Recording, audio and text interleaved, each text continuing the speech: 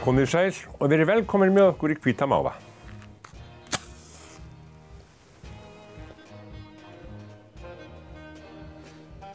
Sko, ein eldspýta dugði.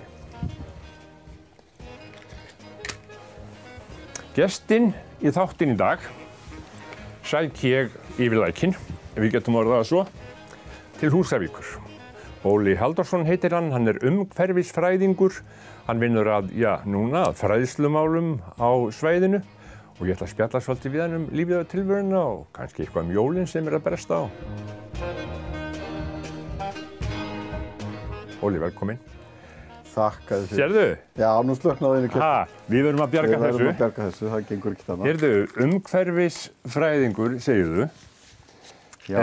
Ég þarf að fá svar við því og eftir, en mig langar til þess að vita svolítið þekkingarnet Þingeyinga, sem að þú ert forstöðumaður fyrir. Já. Hvað er það? Það nú svona ansi nálægt því að vera eitt af börnunum mínum. Við komum að því að stofna það ásamt félaga mínum fyrir 1,5 áratug, það bil. Það í rauninni svæðisbundin svona fræðslu- og rannsóknarstofnun sem að starfar hérna í Þingeyjarsýslum og í hópi annarra sambærilegra stofnana sem allt land. Og inn í þessari litlu stofnun sem stóra á okkar mælikvarða en lítil á landsvísu, en þá erum við að sinna svæðisbundnum rannsóknum, upplýsingaöflun og alls konar byggðarannsóknum, gagnasöfnun fyrir hitt og þetta, vinnum bæði aðkeypt verkefni og önnur rannsóknarverkefni, háskólanemar sinna og svo framvegis. Og svo erum við að sinna svona fræðslumálum fullorðins símenntunarstöð. Sko, nefndu mér hverjir að nýta þessa þjónustu? Ríkjan nýta þetta? Já, það í rauninni má segja símenntunarhlutin það eru þessir einstaklingar á atvinnulífið. Við erum að vinna mikið með fyrirtækjum beint og í endurmenntunaráætlunum og þess háttar. Svo erum við að vinna með einstaklingunum sem þar vinna og veita þeim ráðgjöf og styðja við þá í sinni framgöngu, hvort sem það í starfi eða námi. Og síðan erum við bara líka í rannsóknarverkefnum og þróunarverkefnum erum við heilmikið að vinna með sveitarfélögum og með öðrum sambærilegum stofnunum, háskólunum. Þannig að það svona rannsóknarhlutin teygir sér svolítið út í hinn akademíska heim. Já. Og þannig að við erum svolítið að vinna með Háskólanum á Akureyri, Háskóla Íslands og þessum stærri einingum hérna á landinu. Já, og það eru þá kannski svona tíma lengri og frekari verkefni, hvað það snertir, það ekki? Já, mjög gjarnan og Evrópuverkefni og þess að verkefni eru gjarnan spanna 2-3 ár. Já, ertu þá í tengslum við kollega þína út alla Evrópu og allt það? Já, við erum í augnablikinu núna þetta haustið og þennan veturinn erum við í 5 Evrópuverkefnum sem spanna þessi 2-3 ár. Hvernig gengur þetta í COVID? Þetta hefur gengið býsna vel í COVID hjá okkur. Já. Og það kannski stafar af því að þessi geiri allur sem náttúrulega svona búandi í öllum hinnum dreifu byggðum, við erum með námsver út í öllum þorpum eiginlega. Já. Og ekki bara hérna á okkar svæði, heldur við þetta víðs vegar annars staðar á landinu, eru sambærilega stofnanir. Það svo mikil reynsla af fjarvinnu í þessum geira. Þannig að okkur hefur gengið mjög vel að aðlaga okkur að því og nota fjarfundabúnað og fjarfundi í öllum samskiptum. Já. En auðvitað eins og hjá mörgum þá verður auðvitað svolítið samt þreyta í því að við söknum þessu svolítið mikið að hitta ekki fólk sérstaklega í námsráðgjöf og í svona þeim þætti. En við kunnum tæknina og það hefur gengið vel að leysa þetta. Já. Óli, hvaðan ertu? Ég nú alinn upp á Húsavík, þar sem ég býr núna. Þannig að maður segja ég sé þar öðru fremur. Ég nú samt voffyrringur í aðra ættina, móðurættina. Mamma frá Vopnafirði, Fagradal í Vopnafirði. Já. Og pabbi aftur frá Húsavík og ég alinn upp á Húsavík. Var að vísa á Laugum í Reykdal, sem krakki í nokkur ár. Góða minningar þar. Og þannig að ég komin á æskustöðarnar aftur eftir að hafa verið svo sem líka. Þú náttúrulega búin að, þú lítur náttúrulega að hafa farið stóran krók í menntun og í náminu á því öllu, frá Húsavík og... Já. Við fórum og ég fór og var á höfuðborgarsvæðinu í 3 sveitarfélögum, segi það stundum, ég hafi verið í 3 sveitarfélögum á áratug, meira heldur en margir höfuðborgarbúar, en ég bjóð þar í námu og svo í vinnu á eftir, var að vinna þar í svona umhverfisgeiranum, var að vinna á skipulagsstofnun í nokkur ár. Umhverfisfræðingur? Ég ætla að spyrja þig hvað sé. Hvað gerir umhverfisfræðingur og hvað hann búinn að læra? Umhverfisfræðingur eins og ég búinn að læra meistarapróf í svona þverfaglegu umhverfisfræðum. Þetta fínt orð, þverfaglegt. Þverfagleg eða þverfræðileg eða eftir hvað þú vilt nota. Já.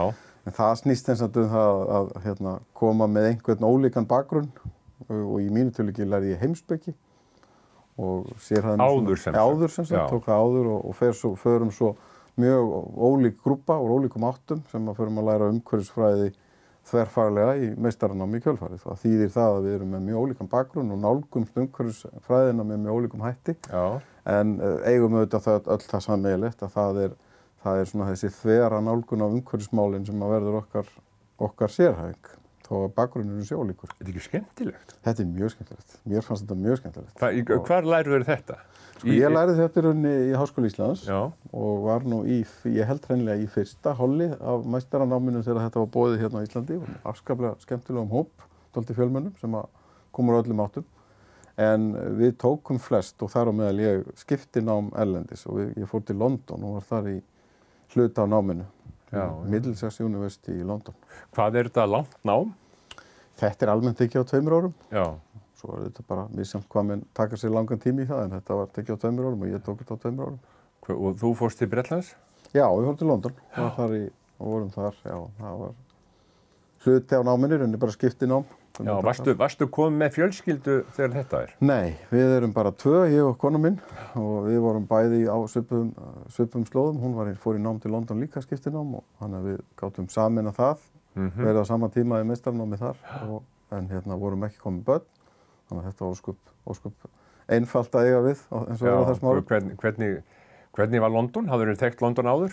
Já, ég hafði svo sem komið talsveit mikið til London og var þar sem svona upp á 20 fór ég í svona nokkra mánaða dvöl þar eins og margir hafa gert enskunám og eitthvað svoleiðis, þannig að ég hafði nú verið svolítið í Bretlandi.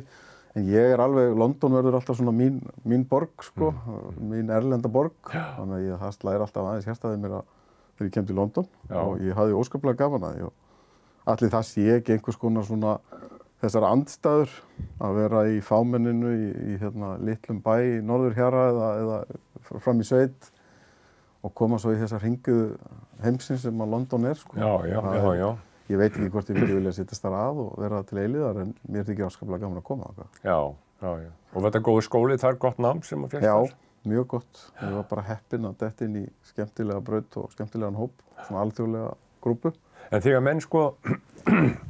þegar menn fara til svona borga eins og London, eru þar að læra svo á borgina, kunna vel við sig, þá langar marga að setjast að einhver tíma og byrja að prófa, byrja að nýta námið sitt. Kom það aldrei til hjá þér? Nei, það kom aldrei til. Við einhvern veginn vorum, við vorum alveg á því að koma bara heim og fara að gera eitthvað skemmtilegt heima og svo að maður kannski segja líka svona þessi áhugi eða ást á London hafi kannski svona smá saman þróast líka með tímanum sko. Þegar maður búinn að vera þar og þá langar maður að koma aftur. En nei, okkur hefur í sjálfu sér, það kom aldrei til tals að vera eitthvað lengur. Ekki á þeim tíma sko. Nei. En þegar þú ert gutti á Húsavík, hvenær koma umhverfismálin upp hjá þér? Ég held að kannski fyrstu svona þræðirnir í umhverfismálum hjá mér hafi kannski kviknað, kannski einhvern veginn í æskunni með ég er svona svolítið alinn upp við sögurnar af Laxárdeilunni. Því að í föðurátt á ég nú ættarrekju upp í Laxárdal í Þingeyjarsýslum og við eigum þar ættaróðal fjölskyldan. Þannig að svona sú saga öll af Laxárdeilunni og sprengingunni í Miðkvísl og það allt saman sem að markaði dálítið stór spor í náttúruvernd á Íslandi. Þetta var svona með eitt af því sem ég ólst upp við og maður lærir á og svo tók maður svona þátt í gegnum föður minn aðeins að svona eftirstöðum að þessari Laxárdeilu. Það er nú ekkert mjög langt síðan að það voru draumar að stækka svolítið stífluna í Laxá þó að það hefði ekki verið á sama skala. Og við feðgar tókum þátt í þeirri, ég var með pappa í því að taka þátt í því karpi í gegnum landeigendur og veiðifélög og það allt saman. Þetta eru 20 ár síðan cirka, og maður orðin svona kannski orðin fullorðinn, þegar við vorum að glíma við þetta. Þannig að þetta er nú kannski eitt af því sem að kveikti svona náttúruverndar áhuga hjá mér fyrst, sko, og svona litaði kannski það að maður hafði dálítið áhuga á þessu, sko. Hver eru foreldraðinir? Þau heita Halldór Valdimarsson sem var skólastjóri lengi á Húsavík, grunnskólastjóri, og Oddný Elín Magnúsdóttir sem er þjóðfræðingur og myndlistarmaður líka. Og hvar búa þau? Þau búa á Húsavík líka. Þau búa á Húsavík? Já. Ég nefnilega sko komst að því að þú ert nú reyndar veiðimaður líka. Þú hefur gaman að veiði og það flugu veiði. Ég get ekki neitað því. Og þá er það náttúrulega, þá er þetta tengingin í það, væntanlega. Já. Að þú segir frá því í dag er að þú kynnist þessu sem drengur. Já. Það er bara svoleiðis og Laxá á dálítinn hérna sessi mínum haus. En ert þú þá svona hálfgerður forréttinda hundur þar að segja að þú kemst alltaf í Laxá þegar þú vil? Já, ég kemst í Laxá, ekki kannski alveg þegar ég vil, en ég get alveg játað því. Ég er forréttindamaður á því leyti að ég hafandi veiði áhuga að ég hef getað notið þess vel. Já. Ég hef aldrei haft ég hef aldrei kynnst raunar eða haft neitt áhuga á svona 5-stjörnu lúxusveiði. Það er ekki eitthvað sem maður hefur kynnst, en maður hefur bara alist upp fyrir það að eiga tiltölulega greiðan aðgang að því að fara með stöng á oft svona utan aðaltíma. Já, fara á veiða. Já, maður fyrir á veiðir á einhverjum tímum og yfirleitt frekar ódýrt og með einhverjum svona svolítið frumstæðum hætti. Já. Og þannig kemst maður inn í veiðina, þannig að ég á svona svolítið erfitt með að samsamla mig alltaf við einhverja lúxusveiði. Já. En ég viðurkenni það, þetta er algjör forréttindi að geta með svona átt aðgengið að svona perlum eins og Laxá. Já, þá ertu nú væntanlega ekkert bara í silungi, þá ertu í laxi líka. Já, aðalega samt í silungsveiði. Já. Ég er aðalega í urriðaveiði í Laxárdal og stundum í Mývatnssveit og niður með Laxá og reyndar í öðrum ám, en aðalega þetta. Já. En ekkert mikið í laxi, en ég auðvitað hef prófað það líka. Já. Ertu veiðin?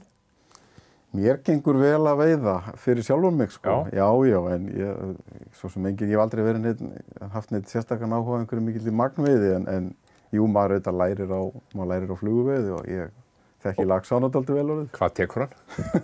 Ég er mest í þurrfluguveiði. Já, er það? Svona, já, síðasta áratuginn hefur það átt hug minn allan eiginlega, sko. Það er reyndar líka svo fallegt. Já, það er svona. Þegar hann kemur og tekur. Já. Þurrfluguveiði í Laxá það er svona það sem á hugum manns allan í veiðinni núna. Já, fórstu mikið í sumar? Ég fór nokkru sinnum. Já, ég fer ekkert mjög mikið, mann hefur svo sem ekkert aðstæður verandi með stórt heimili og börn og allt það, maður getur ekkert verið alltaf að, en ég skrepp og ég er farin að fara svona svolítið með krakkarna mína og reynda að tína þau þeirra sem að hafa áhuga með mér og kenna þeim og svona. Já, þau vilja fara?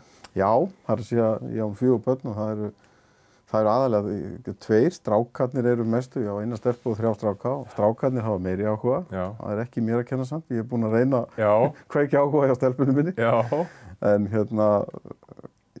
kannski má segja að 2 þeirra hafi dálítið mikinn áhuga og þeir eru duglegir að tosa í mig og reyna að draga mig með sér í kennslustundir í Laxá. Ég hef gerði það nokkuð sinnum í sumar. Ágætum árangri.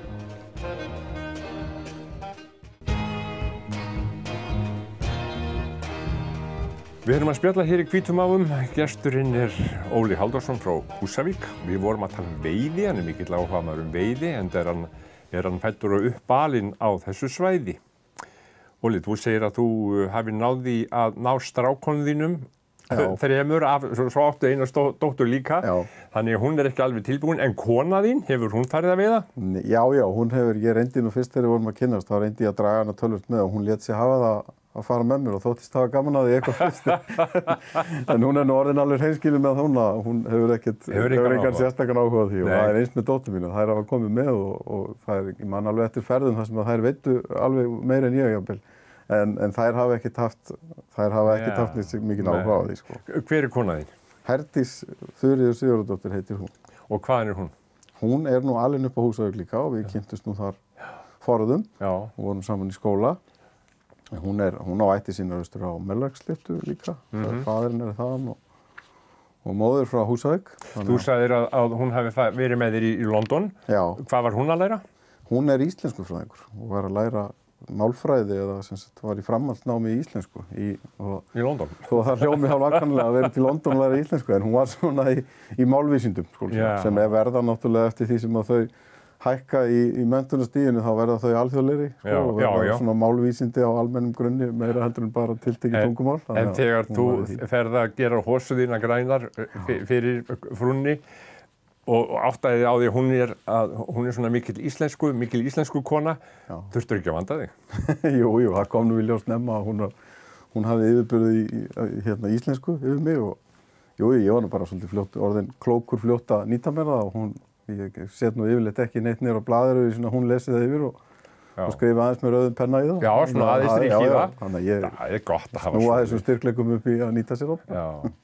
En maður heyrir það á þér, Óli, að sko, þú ert strákur frá Húsavík, búinn að vera þar, ferð á lærir, fer tilbaka, þitt ekki vænt svæðið og staðinn. Þú líka hefur verið að skipta þér á ýmsu, þú ert í pólitík. Já, ég hef gert það. Ég byrjaði í sveitarstjórnarmálum og hef verið í sveitarstjórn í Norðurþingi, var í þó nokkur ár. Já. Og svo aðeins verið í landsmálum líka, eða verið í Vinstri grænum og hef verið að vinna þar á þeim vettvangi, bæði svona innra starfi og á landsvísu. Sko. Var það bara eðlilegt Vinstri grænir af því að þú ert umhverfisfræðingur? Ekkert endilega. Ég hef svo sem ekkert mikið svona pólitískt uppeldi. Ég hef samt áttað mig á því með tímanum að heiman frá mér, kannski sérstaklega mamma mín, hún er svona einn af þessum einlægu vinstri sinnum. Já. Sem er svona hreinn sósíalisti að segja mig í hjarta og hefur svona án þess að vera nokkuð tíminn að trana sig fram í það, þá hefur maður kannski svona svolítið litast af því að vera að horfa á lítilmagnan og horfa á alls konar hluti sem að í gegnum hennar augu. Já. Og auðvitað foreldrar mína bæði, en þau hafa hvorugt verið samt í pólitísku starfi, þannig að það kannski ekkert endilega alveg eðlilegt að detta þar inn og ég átti engin önnur tengslar en einhvern veginn bara líður þar vel með mínar megin skoðanir, sko, náttúruvernd og svona frekar vinstra megin í afstöðu til hluta, sko. Þannig að það varð mér einhvern veginn, það var alveg óvart að ég fór að skipta mér af pólitík í kjölfarið á þessum grunni. Varstu beðinn að koma eða fórstu sjálfur, eins og maður segir? Já, var það alveg, en ég hef nú alltaf sagt það er ódýr afsökun hjá þeim sem fara í stjórnmál að segja að komið hafi verið að máli við þá. Þetta langar þá bara sjálfa líka og hafa einhverja köllun. Já, ég get ekki neitað því. Ég get ekki neitað því að komið að máli við mig. Jú, það var auðvitað goggað í alla sem að hafa einhvern áhuga og eitthvað fram að færa og það hefur verið gert í gegnum tíðina. En þegar upp er staðið þá bara þá einhvern veginn finnur maður að maður bara brennur fyrir eitthvað og finnst maður að hafa eitthvað erindi og mér fannst það í sveitarstjórnarmálunum og finnst það þegar ég er að fara í pólitíka. Ég hef svona bara skoðanir á alls konar hlutum sem að mér og þá trúa ég geti haft eitthvað fram að færa og breyta einhverju og þá bara einhvern veginn dregur það mann áfram. Það er í rauninni mjög göfugt. Já, ég held að sé það í grunni. Þess vegna ber ég nú alltaf virðingu fyrir sko í rauninni öllum sem að fara í stjórnmál á bara heilum hug, sko. Já. Ég er ofta alveg hjartanlega ósammála þeim og fyrst í hausinn, en bara það að hafa einlega trú á því að maður sé að gera eitthvað gott og vilja breyta einhverju, koma einhverju til leiðar. Já. Ég ber virðingu fyrir því alltaf. En sko, svo ert að pæla, þú ert hérna megin í miðlínuna, eins og maður segir. Þú ert frá þér séð, sko, ekki... frá mér séð, að sko, þú hefur þessa hugsun varðandi náttúruna og fólk og afkomu fólks og stuðning við fólk og þar að leiðandi, vinstra megin. Já. En þú verður að skilja þá sem eru hinum megin líka, en samt finnst þér það mjög óeðlilegt, eða hvað? Já. Nei, veistu það, ég held að, og ég ætla bara að taka það strax fram, ég held ég hafi marga veikleika í pólitík og ég gerum mér alveg grein fyrir því, en ég held að það sé eitt af því sem að mér gengur skást með, það er að vinna með svona ólíku fólki. Þannig að ég hræðist það ekki að eiga bara náin samskipti við fólk sem hefur ólíku skoðanir, sko. Og það er bara hluti af því sem að maður gerir líka bara í vinnunni sinni dagstaglega, að fást við alls konar verkefni þar sem að maður er alveg öfugum enda við eitthvað en einhvern veginn að reyna að líma það saman. Þannig að það hræðir mig ekki og mér finnst það ekkert stórkostlegt vandamál að einhvern veginn að eiga samskipti við fólk sem hefur alltaf ólíku skoðanir. Já, kemur það ekki líka frá því að nú ert þú með þekkingarnetið og á samt öðrum og þú átt auðvelt með að umgangast fólk þar og þú hefur bara æfingu og kunnáttu í þessu. Jú, það er auðvitað bara eitthvað sem æfist líka. Það er svona eitthvað í bland. Jú. Nú er verið að tala að stækka þjóðgarða og annað slíkt og þú hefur verið í stjórn Hvað, Já. Vatnajökulsþjóðgarðs? Já, ég var árabil í stjórn Vatnajökulsþjóðgarðs, fór lét af því fyrir, alls ekki ár síðan, eitthvað svoleiðis, en búinn að var í fyrra aftur í að vinna fyrir umhverfisráðuneytið að framgangi hálendisþjóðgarðs. Þannig ég búinn að vera svolítið mikið í þessum þjóðgarðamálum, það eitt af þessum svona áhugamálum mínum. Ertu sammála þessu alveg?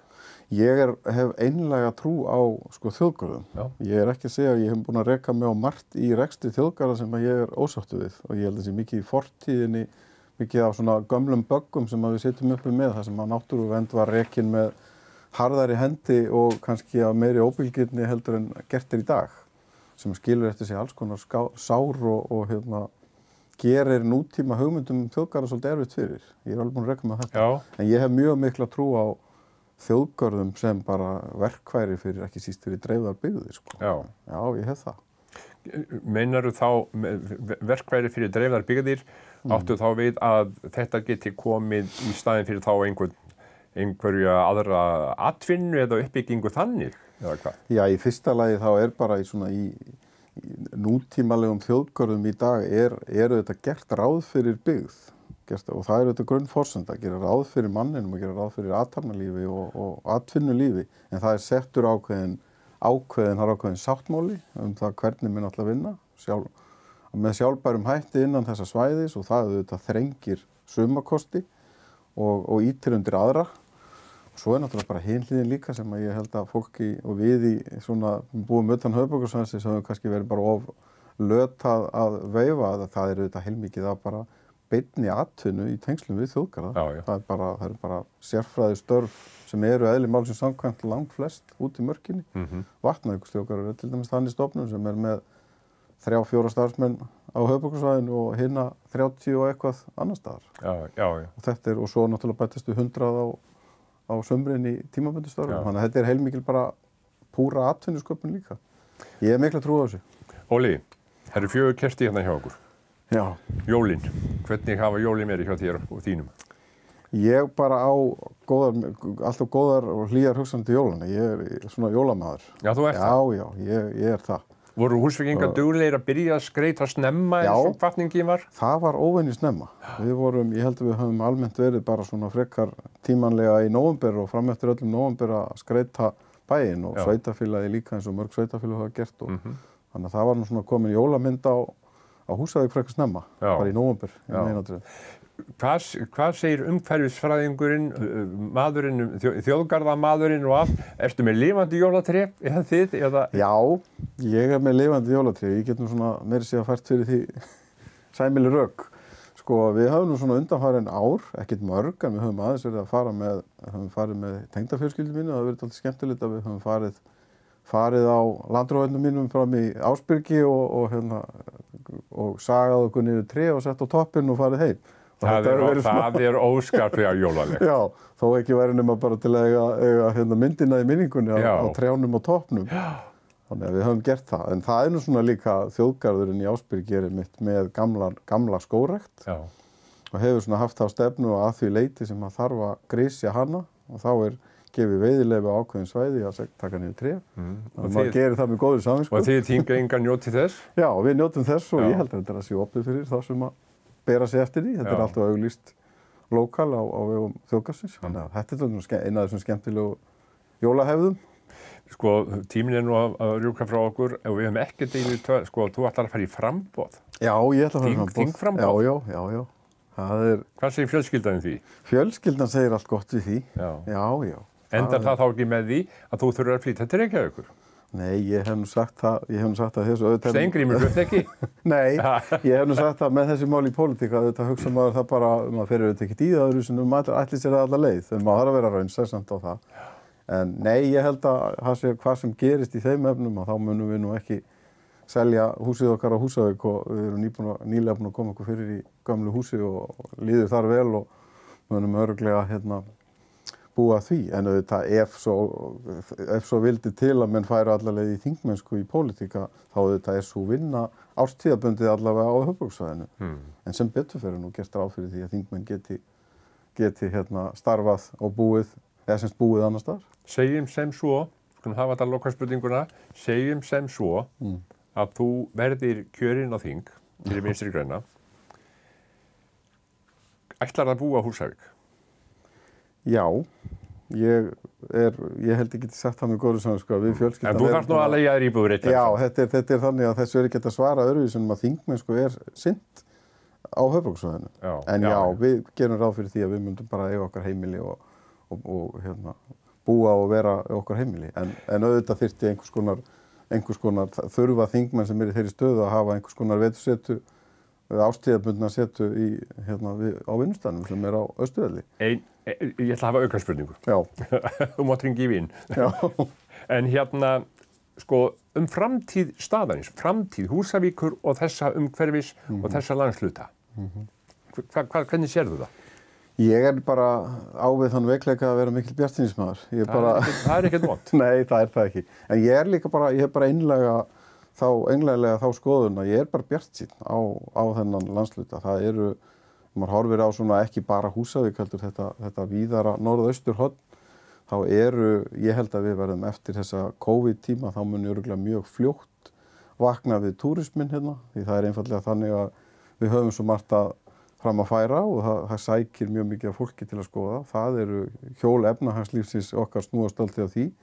Svo er alveg gríðarlega sterkir póstar hérna í atvinnulífinu hjá okkur á þessu svæði.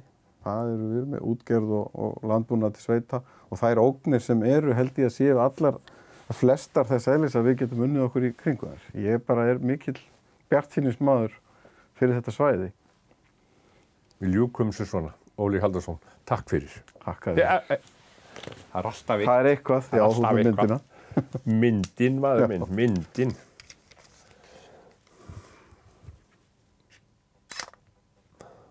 Er það ekki? Jó. Allt klárt.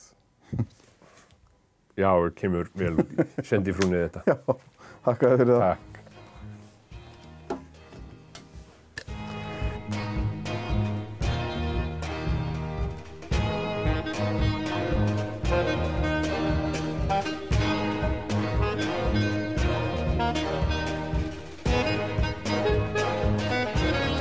N4 er þar sem þú vilt þegar þú vilt, á heimasíðunni, á Facebook, á YouTube, í tímaflakkinu, á N4 safninu hjá Símanum.